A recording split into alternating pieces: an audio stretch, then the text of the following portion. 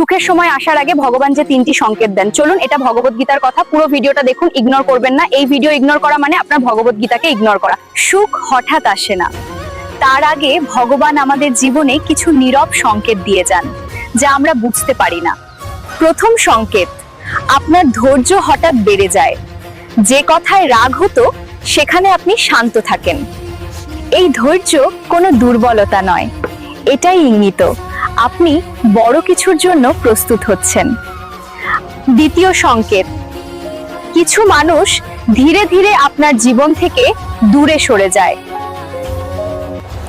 এতে দুঃখ পাবেন না, সবাই সব যাত্রার সহযাত্রী হতে পারে না, এটাই নিয়ম। তৃতীয় সংকেত, আপনি অল্পে সন্তুষ্ট হতে শিখে যান। ছোট জিনিসেও কৃতজ্ঞতা অনুভব করেন। যে মানুষ কৃতজ্ঞ হতে পারে তার হাতেই ভগবান বড় সুখ তুলে দেন, এটাই শাশ্বত সত্য।